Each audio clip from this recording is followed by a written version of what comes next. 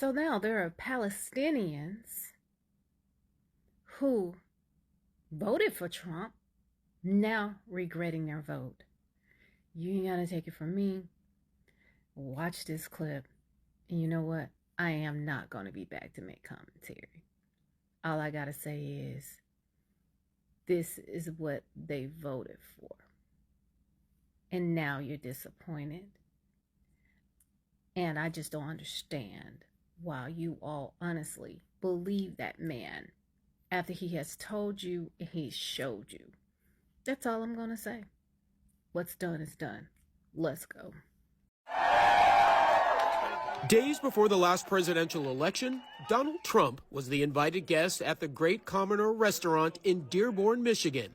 Albert Abbas says he extended that invitation, a decision he is now reflecting on given all that has happened in the last 24 hours. Many in the community are at a loss for words. Last night was a very rough night for most of us. Abbas is Arab American and one of a number of Democrats who voted for Trump. Abbas says he hoped Trump would do more than President Joe Biden did to help Palestinians suffering in Gaza. The U.S. will take over the Gaza Strip. But after Trump said Palestinians should leave Gaza so it can be redeveloped, Abbas says not only does he feel betrayed, he's hearing from a number of people angered over his past support of Trump. People were really frustrated, and I don't think there's anyone to blame. At the end of the day, as Arab Americans or Muslims, we really didn't have much of a choice. Dearborn, a Detroit suburb, is home to the largest Arab American population in the United States, a community which helped Trump carry the critical swing state. He won 42% of the vote in Dearborn versus Vice President Harris with 36% and Jill Stein with 18%. In 2020, Biden handily carried the city with 69%. Faye Nimmer voted for Trump in 2024 out of frustration over the previous administration's support of Israel. Now, she is troubled by the president's proposal to move Palestinians out of Gaza. I mean, it's very concerning and it's infuriating. Personal feelings, you're infuriated, but standing by your decision for now to have voted for Trump. Correct. And what would move that needle for you to say, you know what, I made a mistake? Palestine is the red line for this community. Nimmer says she suspects Trump is bluffing and is using his proposal as some sort of negotiating tactic. That's the same sentiment shared by Amar Zar. First, this is clearly not going to happen, right? And real estate broker Ali Al-Farajala. A lot of people are calling me and texting me saying, hey, how did your vote work out? How was that third party vote? Both were so-called protest voters. Neither supported Trump or Harris. Are there any sort of second thoughts now about having supported a third-party candidate? Absolutely not. And I'll still do it again and again and again. I didn't vote for Trump. So a protest vote, I don't know. I would say it was a targeted vote of conscience to say that the children of Gaza have to mean something. Their death has to mean something. And while Arab Americans here were divided in the past, going forward, one point is uniting them: opposition to Trump's proposal to move Palestinians out of Gaza. The community will be unified. I will tell you this. The Palestinian people would rather die and live in a demolition site than to be ethnically cleansed and being sent out of Gaza to Egypt or Jordan. Greetings everyone, once again welcome back to my YouTube channel, and in today's episode we are seeing that Arab Americans are experiencing a massive bias remorse, that is after coming out in huge numbers to support Trump's re-election into power, that is back in the 2024 election. And we're getting to see that this Arab community played a pivotal role, especially in swing states like Michigan, whereby their voters turnout made a huge impact, that is on Trump's re-election back into power in the 2024 elections. And despite of this, most of these Arabs seems to be having a bias remorse, especially during Trump's second term in office, as they are not getting the side of their deal requirements met as they had hoped before. Kindly watch the rest of this episode and don't forget to hit the like, subscribe and the share button while I come with my commentaries at the end of it. We are feeling a whole range of emotions as we process Trump's victory. Donald Trump is playing our communities, is playing American voters, is playing the Arab and Muslim community. And it is failed democratic leadership that is allowing him to do that. I mean, the folks who voted for Trump are not theoretical to me. The folks who voted for Trump are my cousins, my friends, people who were tasked with a very difficult,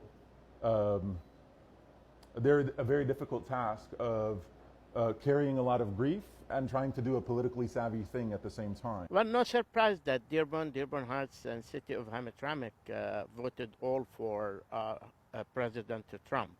I think that there were a clear indication that this community was truly upset, angry at the Biden-Harris administration. Trump's remarks are very outrageous. Obviously what he said is ridiculous and it would never happen. I'm disappointed, but I'm not surprised. I'm here in Dearborn, the largest Arab majority city in the US, and the war in Gaza was a deciding factor in the presidential election here.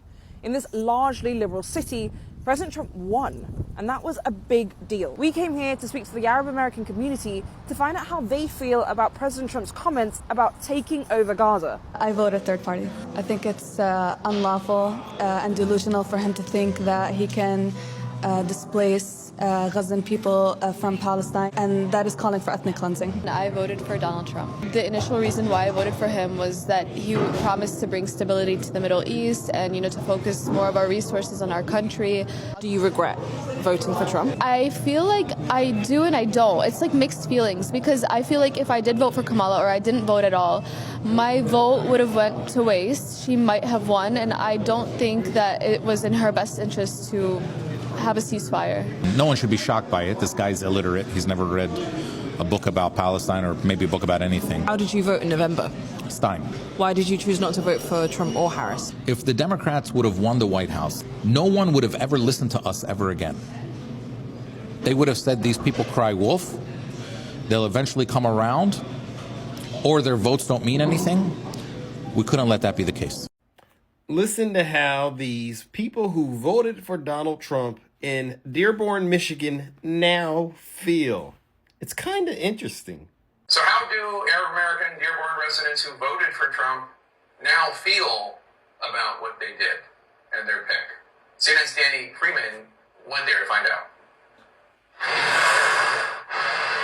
In Dearborn, Michigan, the campaigns and the candidates have gone, but the politics linger. I think that the community is going to continue to be engaged and polarized. In the final days of the race, Lebanese-American Albert Abbas welcomed former President Trump to his family's restaurant in Dearborn. I, along with many others, truly appreciate that you made it a priority to visit Dearborn. Abbas agreed to host Trump only after he pledged to bring peace to Lebanon and the Middle East. We're very optimistic and hopeful, and quite frankly, I'm excited about a second term of a Trump presidency.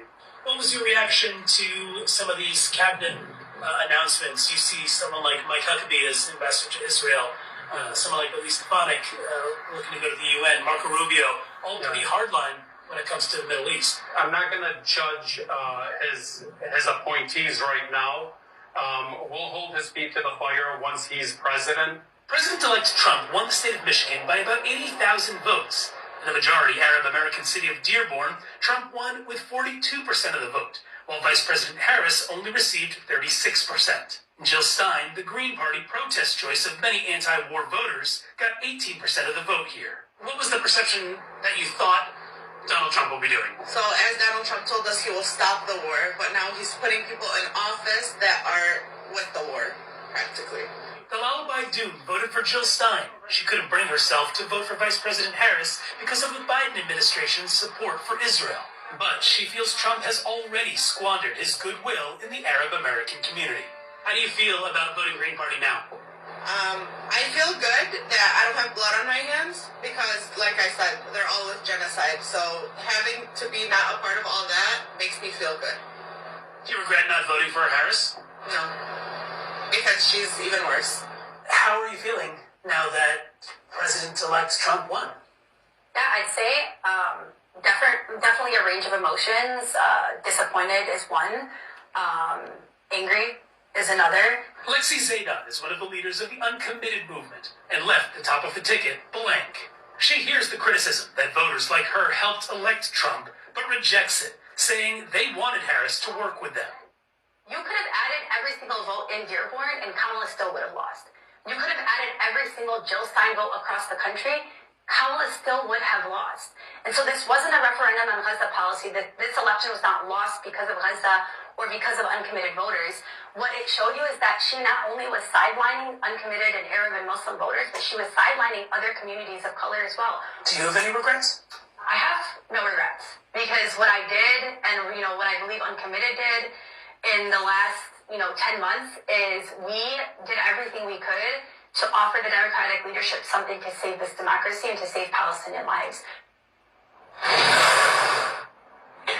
Now, Jake, folks that we spoke with for this piece all acknowledge that their Arab American communities are only growing, and they're hoping that those communities are only more influential in upcoming elections. They all told me that they expect in years to come that neither party can afford to ignore them or break their promises to them. Jake? One of the strangest tragedies in this election result is the Arab population in Michigan. There was a group of Arabs who decided that Trump was the person they wanted to win. It wasn't just that they weren't going to vote for Kamala Harris, but they actively voted for Trump.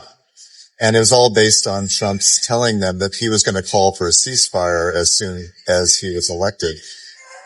Now, I find this very sad and also perplexing because Trump is very, very close with extremely right-wing Israelis who publicly said that they wanted to annex the West Bank and Gaza, and they didn't want a ceasefire at all, and they just wanted to maximize the force being used against Palestinians. I can understand being angry at the Democrats and Kamala Harris as well as Biden on this topic, but the idea that Trump was going to be better really is perplexing. There's an Arab group that is sending a letter to Trump saying, please support the ceasefire you promised you were going to support. We voted for you because we thought you were the best choice for the country. But instead he has nominated Marco Rubio and Mike Huckabee, and Rubio has said he is in no way supportive of a ceasefire. He thinks Israel should ramp up their campaign. And Mike Huckabee is very much on record as having said he was supportive of Israel annexing the West Bank and Gaza, or at least supportive of the people who would say that that's what they want to do. The situation for the Palestinians is going to get much, much, much worse. And this is the outcome I was concerned about. And, I can understand to some extent the idea that people didn't want to vote for someone who supported a policy that they disagreed with very strongly. But the risk of it getting so much worse was something that I just didn't feel was worth it. It was worth sending that message to the Democrats, because Palestinians really don't have much time and they don't have much space to go for 4 years or longer in the situation that they're in. Muslim travel ban 2.0 is officially in effect in the United States as President Donald Trump signed the executive order titled Protecting the United States from Foreign Terrorists and Other National Security and Public Safety Threats. This discriminatory policy, which is essentially a repeat of the infamous 2017 travel ban, predominantly targets individuals from Arab and Muslim countries. Except now the government has a wider latitude to deny visa requests and remove individuals who are legally in this country based on ideological exclusion. This order opens the door for the government to deny visas and reject entry based on perceived political beliefs, religious beliefs, or cultural backgrounds. Pause to read the language here. You can fully be kicked out of this country for your political beliefs. And this ban is already having disastrous effects that could lead to significant loss of life. In fact, today, Donald Trump canceled the entry of nearly 1,500 Afghans, people who had their flights booked and were cleared by the FBI, the CIA, and the U.S. military. These were people who assisted the U.S. military in its 20-year-long war in the country and put themselves and their families at risk, all under the promise that they could escape to the U.S. as refugees. And now, by canceling their entry, Donald Trump essentially just handed them to the Taliban. This could be a death sentence for these people. And it's literally day one. I'm not pro-Trump, I didn't vote for him, but he's cleaning up the mess that 50 years Democrats, including Carter, this is the mess they created from 1978. He's cleaning it up. I'm glad he's doing it. Can I ask you, such policies, do they make you potentially switch who you can vote for in the future? If somebody, of course. Yeah. I was voting for the third time if he run. I was voting for the Iranian president, make Iran great again. Okay. This message is for all my American friends and Americans in general. I have been in this country for 26 years. I never voted for anybody, no president, because I didn't believe in none of them. Not Democrats, not Republicans. I didn't vote for any of them. The only time I voted was last election. I voted for Mr. Trump, and I think I did the best decision in my life. Not as my vote was important, but for me, I think it was the right decision to trust somebody who wanted to do the right things. For 80 million people, if you American live in this country and you hated him or you hate him, I don't know about you, but for us, for 80 million people, he did the right things, and I am so proud of him. I am so proud of being an American, and I just pray for him and his family. He rescued 80 million people after 47 years. I remember Shah. I remember the king of Iran and how prosperous that country was. And for these 7 years, these people didn't do nothing but killing, massacring people, corruption, and just bring people down to the ground. They made the prosperous country to the ashes. They destroyed the country. I was talking to two of my friends. They are like very highly educated ladies. And she said, Iran is going to be like Iraq or Egypt or all other countries. No. We are Iranian. We have a high, what can I say? Like a civilization. People are highly educated. So I trust my people. They know how to make Iran great again. And that's how we're going to do it. So we're not going to be like those people with zero education from those countries. No insult to them. We are not Arabs. We are Persian. And Persians are proud of their civilization. We get our country back. We get our civilization back. And we're going to fix this country. I just want to say thank you, Mr. Trump. God bless America and God bless my country. Thank you. Also, guys, not to be really political, I'm not political on here, but I don't care. I've been seeing a lot of Iraqis, like a lot of Arabs, specifically Iraqis, who have been like cheering on Trump. I've had to follow so many this past month, but they've been reposting shit about Trump.